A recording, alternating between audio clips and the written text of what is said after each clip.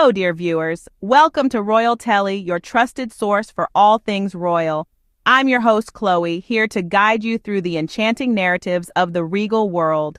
Our channel is a celebration of history, culture, and the intriguing lives of the Sussexes. Today, we're going to explore a captivating tale of two royals, King Charles and Prince Harry. This story begins with Prince Harry's memoir, Spare, which has caused a stir in the media, and takes us back to a similar scenario that unfolded with King Charles in 1994. We'll uncover how the media's response to these two similar situations has been strikingly different. So buckle up, dear viewers, as we delve into the fascinating story of King Charles and Prince Harry and the striking similarities in their situations. Let's delve into the royal archives and uncover the truth hidden beneath the crown. Stay tuned. Let us turn back the pages of history to the year 1994, where our tale begins. Enter King Charles, a royal figure who decided to step out of the shadows of the palace and into the glaring spotlight of public scrutiny.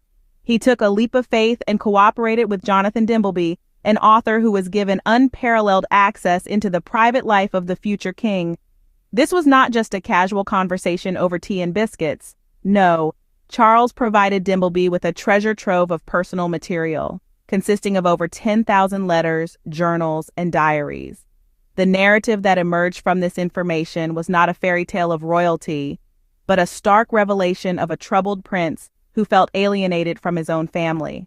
Charles described his relationship with his mother, the late Queen, as cold, and his relationship with his father, Prince Philip, as a bully relationship. This candor resulted in a scandal of colossal proportions. The British public was incensed, and the tabloids were ablaze with accusations of pettiness and self-serving behavior. A poll in The Sun found that 2/3 of their readers wanted Charles to be stripped of his royal role. The outrage was palpable, the fury of the tabloids unrelenting, and the narrative of betrayal was all-consuming. The same storm of controversy that is currently swirling around Prince Harry was once directed at his own father. It's an uncanny tale of history repeating itself with a twist. The double standards of the pro-monarchy press are striking. When Charles bared his soul, it was hailed as a brave act of a misunderstood prince. But when Harry attempts to control his narrative, he is lambasted as a disgraced royal out for financial gain. This scandal shook the monarchy to its core, and the reactions were heated and divisive. But as we peel back the layers of this royal saga, we see a pattern emerge, a cycle of airing grievances that has been a part of the monarchy's history. And at the heart of it all is a tale of two royals striving to live their truth. Fast forward to the present day, and we see a strikingly similar situation unfolding. Now we are witnessing another royal, Prince Harry, coming under fire for sharing his personal experiences and feelings. Harry recently released a memoir, Spare, which has been met with a wave of backlash. The media and public have been quick to paint Harry as a villain, accusing him of embarrassing the royal family and betraying them. Let's delve into the parallels between these two situations. Like his father, Harry has chosen to share his experiences and feelings. He has given us, the public, an insight into the struggles he has faced and the pain he has endured. His memoir is raw, honest, and unapologetic, providing a glimpse into the life of a prince that we rarely see. Harry's memoir has been met with a similar reaction to that of his father's biography. There have been calls for him to be stripped of his royal role, and accusations of him being petty and self-serving have been rife. The media has branded him a disgraced royal out for money, a stark contrast to their portrayal of Charles as a brave and misunderstood prince. The backlash Harry has faced has been fierce, with many accusing him of betraying the royal family. But, as commentator Ellen Coughlin so eloquently pointed out, this is not unprecedented. The same outrage, the same tabloid fury, the same narrative of betrayal that is now being used against Harry was once directed at his own father. We must remember that Harry's memoir is not an act of betrayal, but an act of courage.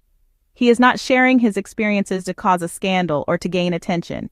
He is sharing them to shed light on the truth, to finally control his own narrative after a lifetime of the press and the palace doing it for him. He is doing it to protect his family and to live in his own truth. Once again, we see a royal under fire for sharing their personal experiences and feelings. But this time, it's not a future king. It's a prince who is taking control of his own narrative and refusing to let the media dictate his story. And that, my friends, is a modern mirror reflecting a pattern that has long been a part of the monarchy's history. Now let's compare these two situations and see if we can spot the double standards.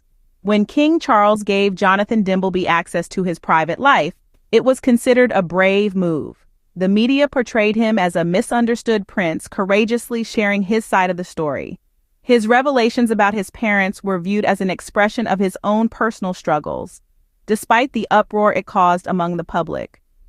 Fast forward to today, Prince Harry is in a similar situation. He's sharing his personal struggles, airing his grievances, and taking control of his narrative.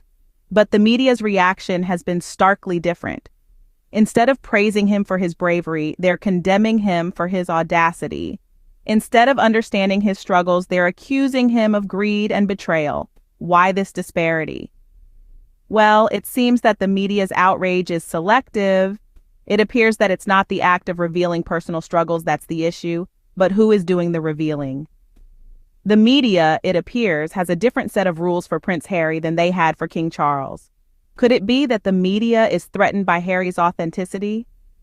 Or is it because he's not just revealing his struggles, but also challenging the system that caused them?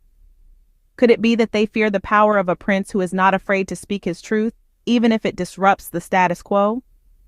And let's not forget the role of Meghan Sussex in all this. The media's treatment of her has been nothing short of a witch hunt. Their relentless criticism of her is a clear indication of their bias and their refusal to give her the same understanding they once gave Charles. The double standard is clear. The media's response to Harry and Meghan's honesty is a far cry from their response to Charles's revelations. It's a calculated effort to undermine them, to paint them as villains when they are simply trying to live their own truth. It seems that the media's response depends not on the act, but on who is committing it.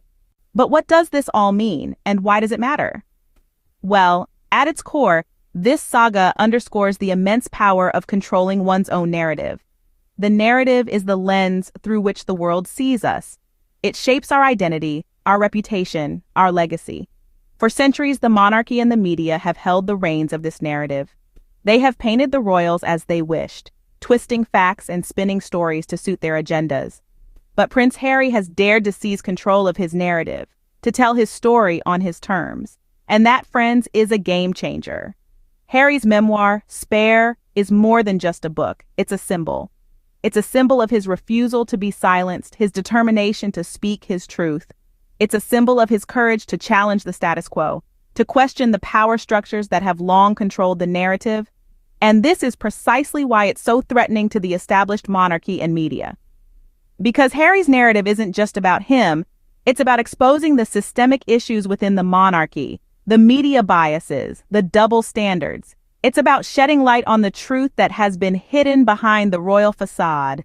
And let's not forget, this isn't just Harry's fight. Meghan Sussex, his wife, has also been a victim of this narrative control. Her character maligned, her actions misrepresented. Together, they're challenging the narrative, demanding transparency and accountability from the very institutions that tried to silence them. This is why Harry's memoir matters. Because it's not just about his story, it's about the power of the narrative. It's about the right to speak one's truth, to control one's own story. It's about standing up against the forces that seek to control and manipulate the narrative. And so we see that the real power lies not in the throne, but in the narrative. It's the power to shape perceptions, to influence opinions, to dictate the discourse. It's the power to challenge the status quo, to demand change, and it's the power to inspire others to do the same. And there we have it, dear viewers, the tale of two royals and the media's double standards. We've walked through the stories of King Charles and Prince Harry, examined their parallels, and highlighted the media's selective amnesia. We've seen how both men shared their personal lives and feelings, yet were met with entirely different reactions. We've noted how the media framed Charles as a brave, misunderstood prince and Harry as a disgraced royal. Yet despite the hypocrisy and bias, Prince Harry's authenticity and desire to control his own narrative shines through. His actions are not an isolated incident, but a part of a larger pattern within the monarchy. Yet he's doing it not for power or proximity to the throne, but to protect his family and live in his own truth. Thank you for joining us today on Royal Telly. Please remember to like, comment, and subscribe, and we'll see you in our next video.